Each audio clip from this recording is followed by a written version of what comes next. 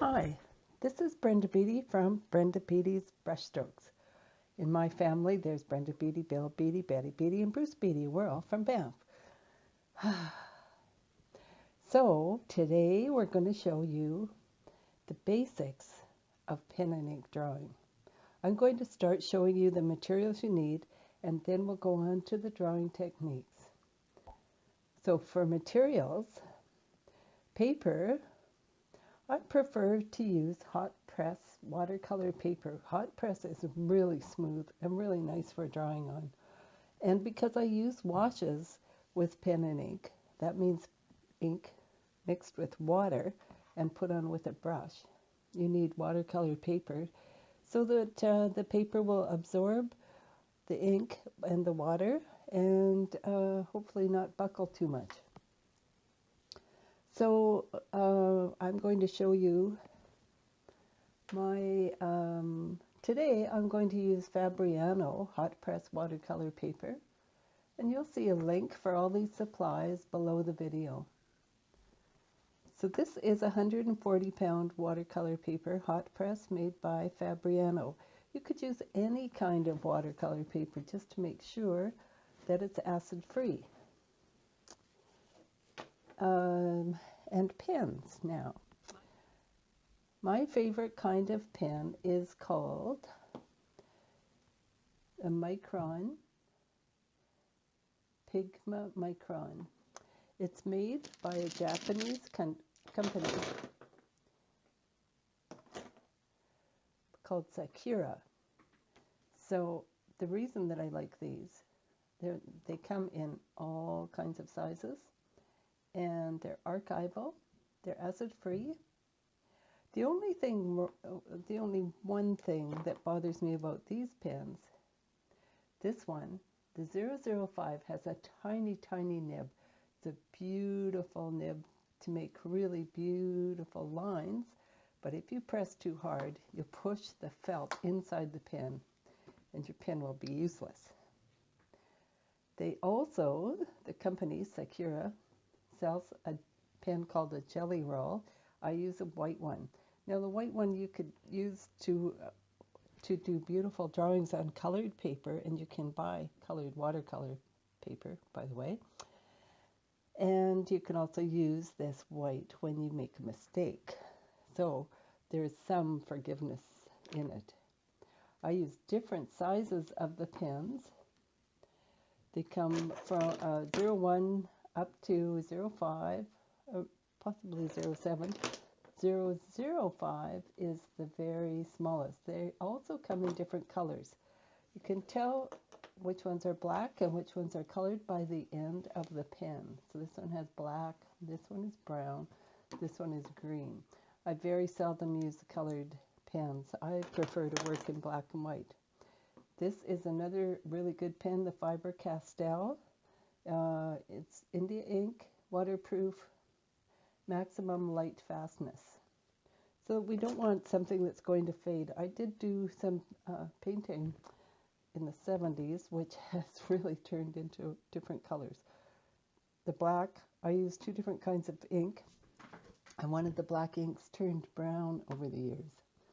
So you don't want that. And the other one of the other ones got very, very fine, very faded. This is Prismacolor. That's also a really good pen.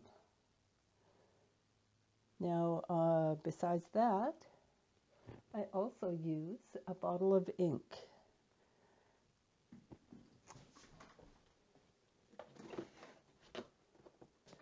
The inks that I use in the bottles are India ink. This is Higgins Black Magic India ink. This one is Pelican Font India ink, and that's made for fountain pens. So it has a very limited amount of particles in it. It's very nice to mix with water. You have to be careful though, some of these inks are not meant to be mixed with water. So make sure that it doesn't say that it's for use on plastic. This is drawing ink for fountain pens, so that's a safe one to use. And as I said below, as I said before, you'll find a link below for all the supplies. You also need a good eraser, a pencil, and I usually use a mechanical drawing pencil like this one, and it's got a very nice eraser in the end. I also like to use, excuse me, a kneaded eraser, and I don't have one handy here. A kneaded eraser allows you to squeeze it into various shapes, so you can get it into little tiny corners. I'll put a picture of that on later.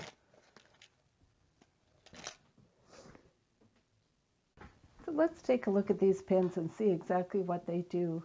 Today I'm going to be using the Micron pens. So I have several here, and I just wanted to show you my kneaded eraser because I couldn't find it a moment ago. So these erasers, when they're dirty, you just pull them apart and push them back together, and that's how you clean them. The good thing about this eraser is you can make it get into a little tiny spot, so you can erase just a little bit without erasing everything around it. That sometimes happens with a bigger eraser, and it's nice to be able to clean them also. They do get looking pretty ratty, and yeah, you can pull them in half, make them bigger, smaller. So let's take a look at these pens. So I have a Micron 01, 03, 05, and a 005. I should put it down here. Let's try the 05.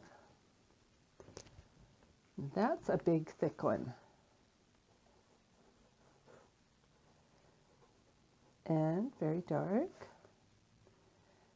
Remember what I said about these pens, you don't want to push too hard. You'll force the end, the little felt tip, inside the pen. Then it will be useless. This is the Micron 03. You can see it's a little thinner line. And we always have to put the lids back on these or they'll dry up. If they happen to dry up, keep them around. You might get some interesting marks out of a dried up pen or partially dried up pen. And this one is the most favorite and the easiest to screw up. You can really put the felt tip, which is so tiny, inside the pen by accident just by pushing too hard. So there we have our pens. Oh, and the gel pen. The white gel pen, Jelly Roll is called, spelled with a G, not a J. I have to do it on colored paper, so you can see this is white. Does it call it white?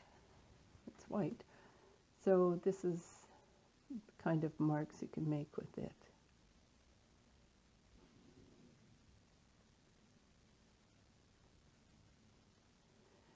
So it's also pretty good for covering up mistakes.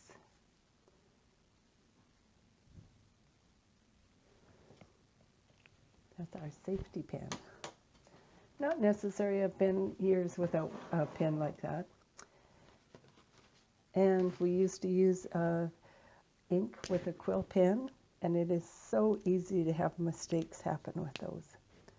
So I have a piece of paper here with various shapes on it, mostly rectangles and circles. And I just wanted to show you the different techniques using these.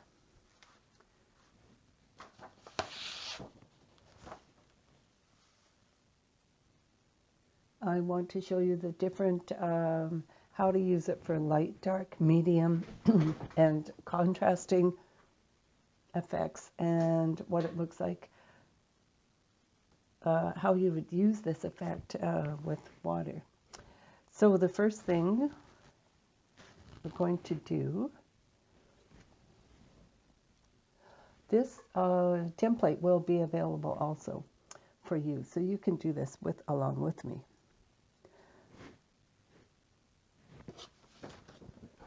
I'm going to start, I'm going to use this Micron 03 for this for today.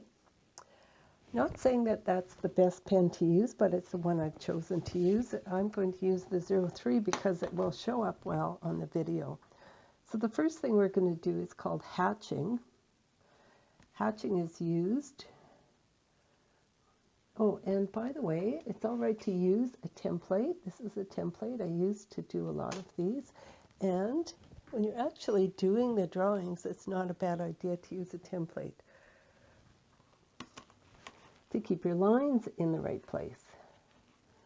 So this will enable me to do these lines quite fast without worrying about where to stop. So hatching is just back and forth lines, parallel lines. Don't have to be parallel. So on this one, I'm doing it quite lightly. On the next one, I will do it a little, I will put more lines on, and that will give me more contrast.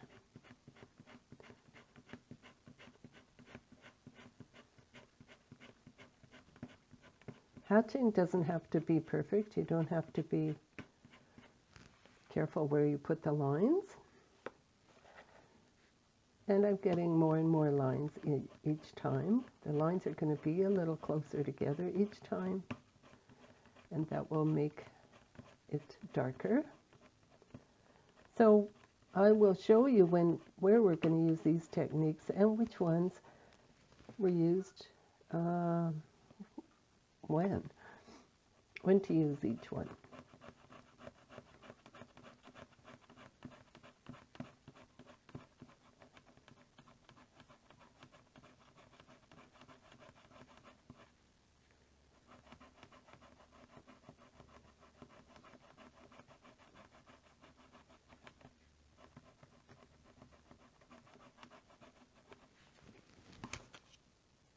I think I'll make this one a little darker.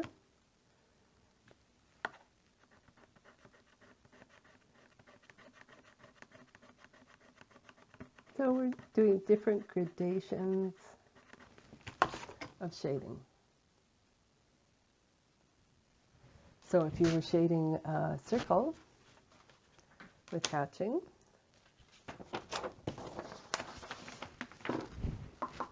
you might go this way.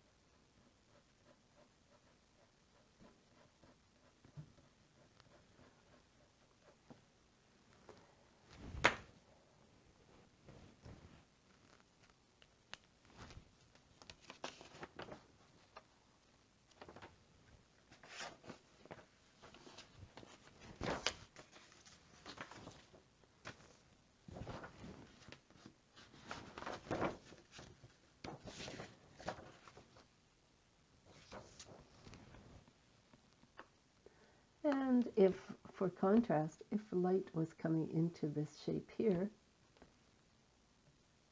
perhaps more in this direction, hitting here, then we could use some shading here.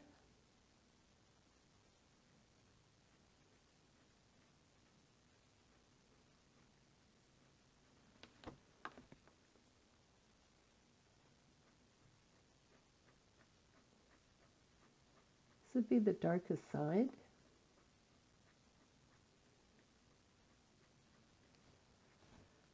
This would be not quite so dark.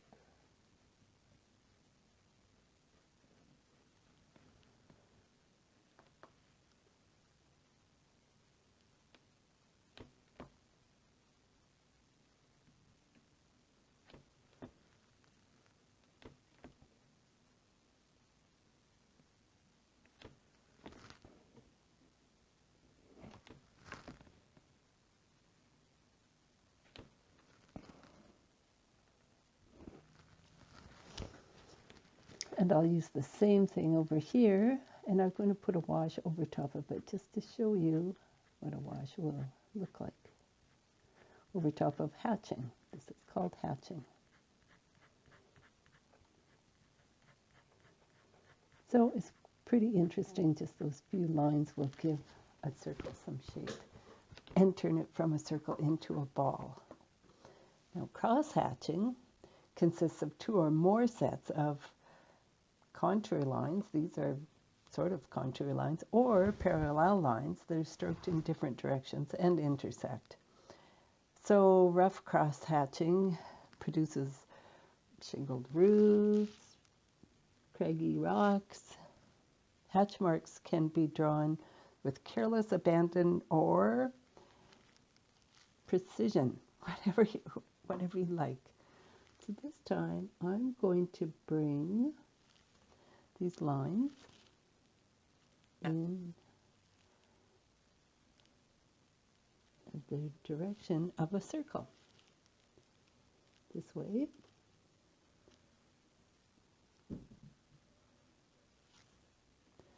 And then this way.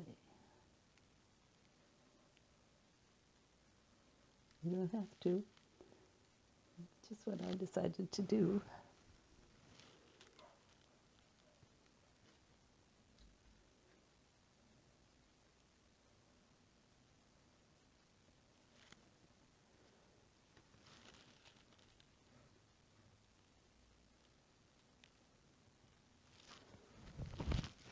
I'll put this circle around so that will keep me from getting marks all over the place. And I could go a little faster with this now.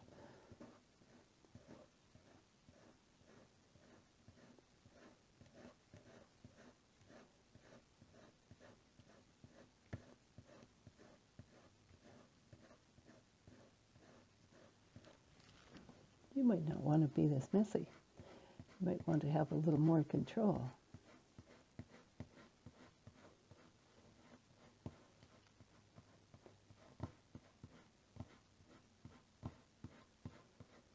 As I said, you can use careless abandonment, or you can just go as gently and as nicely as you want.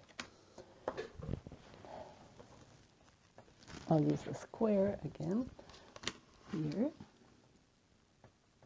So that was cross-hatching with contour lines. Let's try cross-hatching, with parallel lines.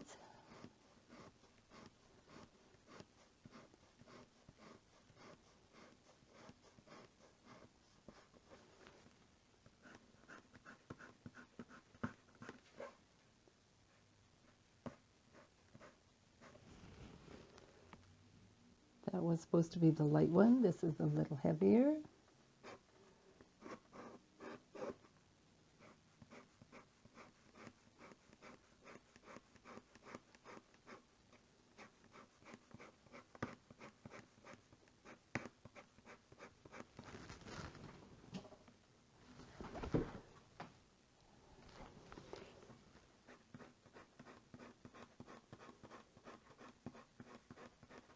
So this is called cross-hatching.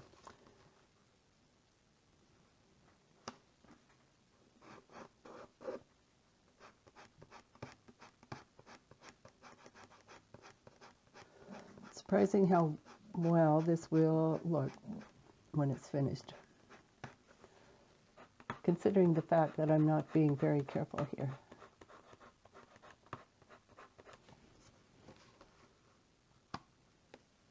And this will be the heaviest one with the darkest shading. Okay, now I'm going to do stippling. Stippling. I think I will use a bigger pen for this. I'll use a 05. Takes a lot of time. Stippling is dots. Grouping of dots. Dotted areas have a velvety appearance or sometimes maybe gritty appearance.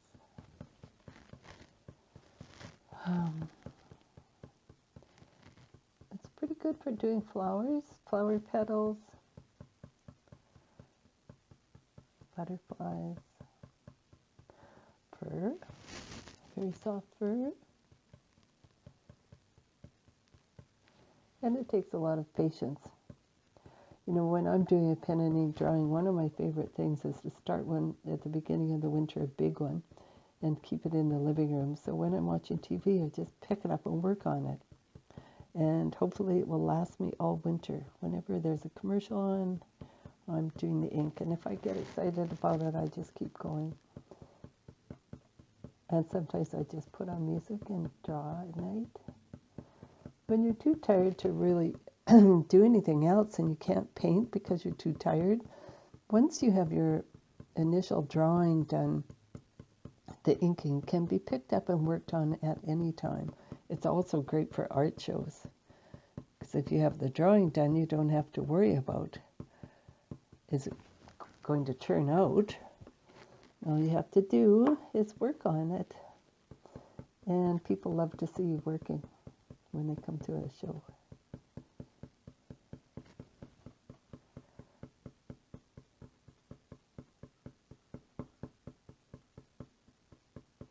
So once again, we don't want to press too hard with these pens, or we'll push the felt nib right inside the pen, and the pen will be worthless.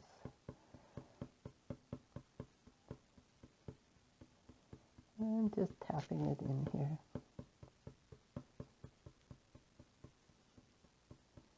Have to speed this one up because it's pretty slow.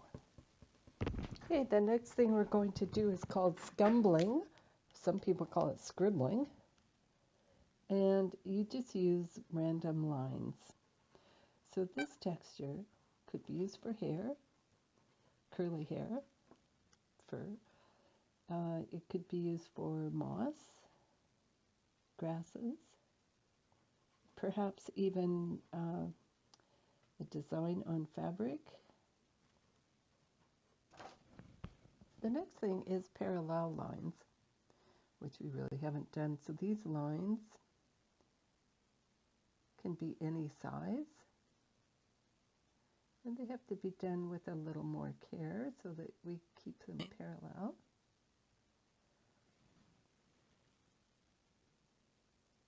You can make them as long as you want. You can see I'm not great at getting the exact parallel lines here.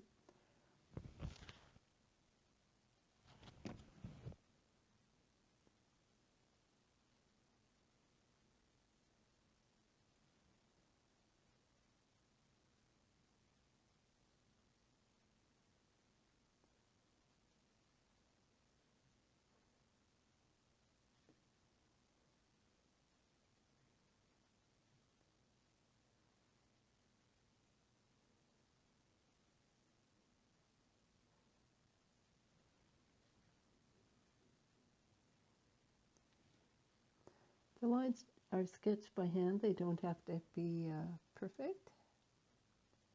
The next one is wavy lines. So wavy lines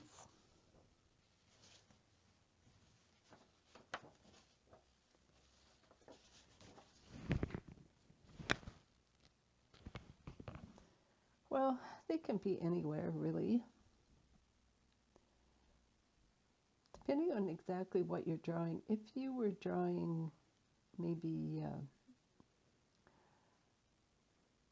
wood texture, I'll finish that in a few minutes, but I want to go on to the crisscross lines, what I call the crisscross lines. Usually if you're doing fur, you would use these kind of, they can overlap, creating a hair-like appearance, and different lengths depending on the fur that you're doing. They also might look like some bark. You can also use them for grasses. Now we're going to get set up to do the wash. Now for the wash, I have some, these are applesauce containers actually. You could use any kind of dishes for this. And your India ink, which the kind I'm using today is called Black Magic. The other thing I'm using is 2 paintbrushes. You have to be careful with this ink because it's permanent. So I'm using a number 8 watercolor brush and a number 3, a tiny little brush. The thing is, you could use any kind of brushes so long as they come to a point. We like them to be quite soft. So I'm going to dip my paintbrush into the ink. This bottle has a squeeze top on it, but I've been having problems making it work. I will try. See if we get anything out of here. It's waterproof drawing ink, and I'm going to dilute it. And we used to use this ink with pens, and I'm really relieved that we have these beautiful felt pens now, because sometimes it got a real mess with the ink and quill pens. I dip the paintbrush into the ink. This is number 8 watercolor brush, and I'm going to dilute it with water. I have a little bit of water added to each one of these cups, and I'm just going to touch the brush in and dilute the ink.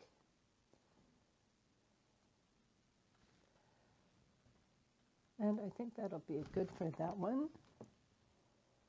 This one has, I put a little more ink in this one. And we have to test these to see. It's pretty hard to tell how dark they're going to be. You don't want to put water into your ink bottle.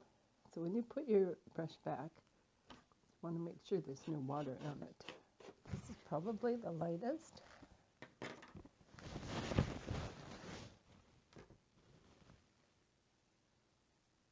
And that's not bad for the second lightest.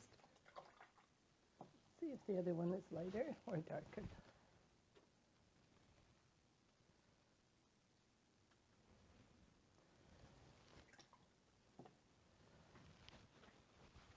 Hard to tell, isn't it? And this, so this is number 2. And so now that I have my ink mixed, set this over here.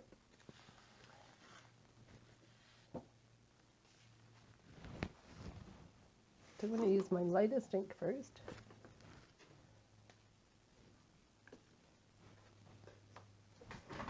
My number 1 ink. And I'm going to use it here just to do a wash of light color around here.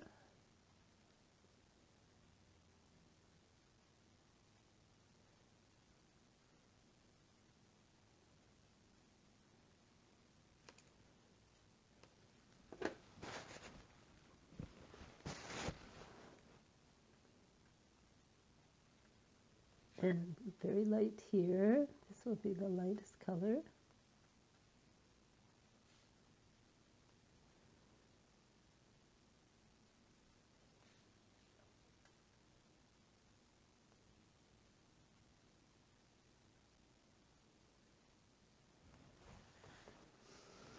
This will be the next lightest color.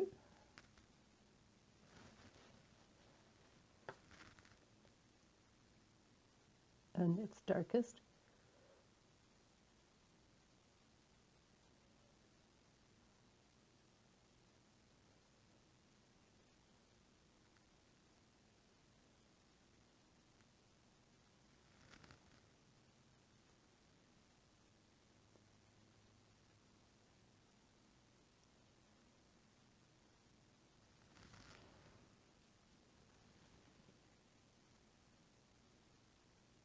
This will be a little darker.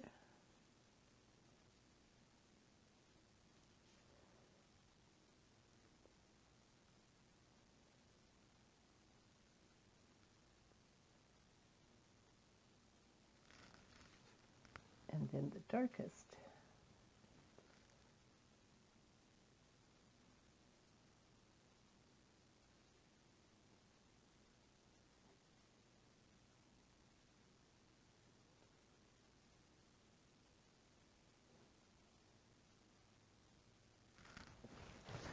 I have a lighter paintbrush. I think I'll use that for the edges. As you see, I went over the edge here a bit.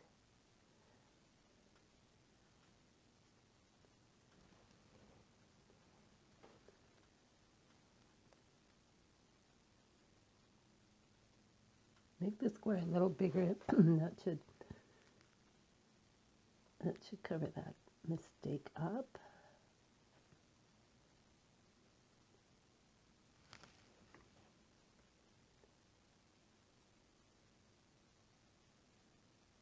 This is number 3 brush. It's quite tiny. Whoops.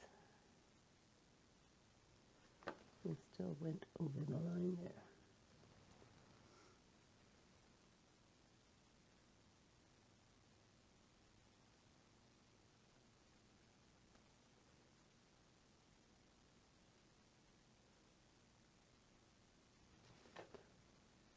On this circle here, I will try to do some contours.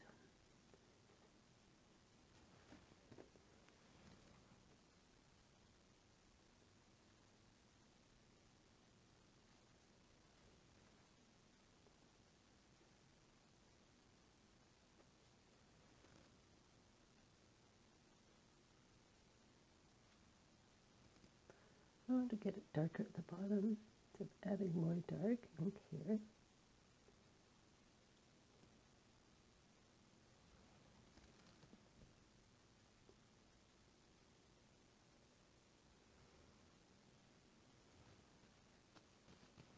I'm going to dry my paintbrush off and lift a little of the ink out of this part.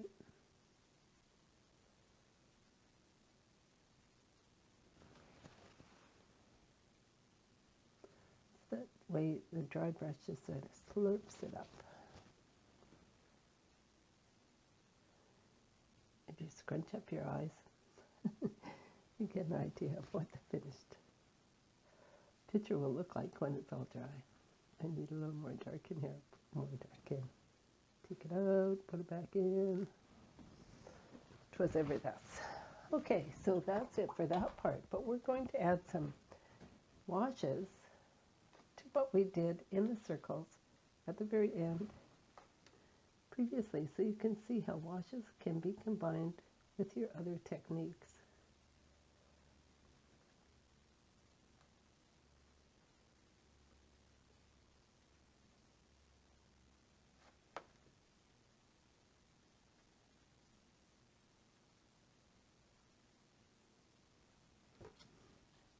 So it depends on whether you want it dark. You can make it very dark or very light.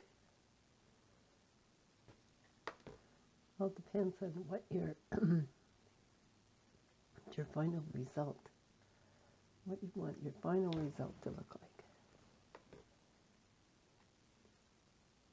Isn't that interesting? It's so much fun to see what happens when you add a wash to something that's already done.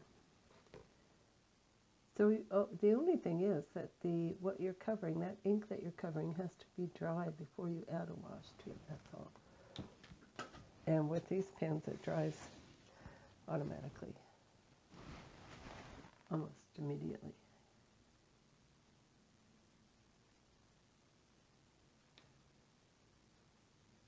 Isn't that really, really interesting? Just love this. And we could add a little water and just blend this in a bit.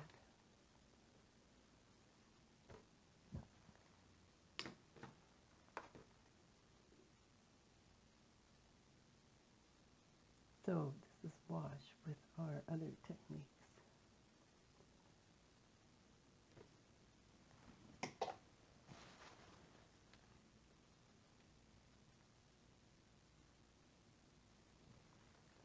And this one is going to be very interesting.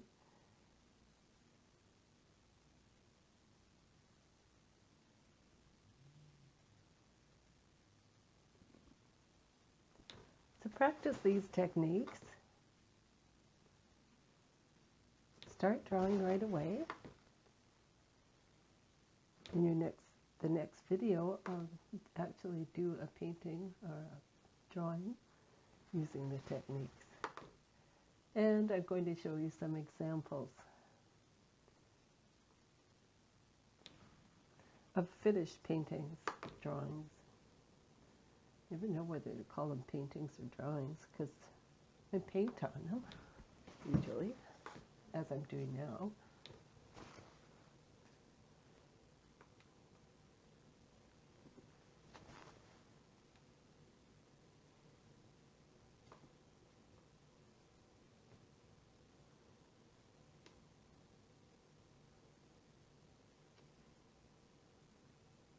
There, I think that's all I want.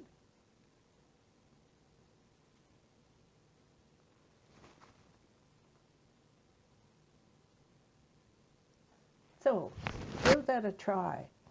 Should be fun.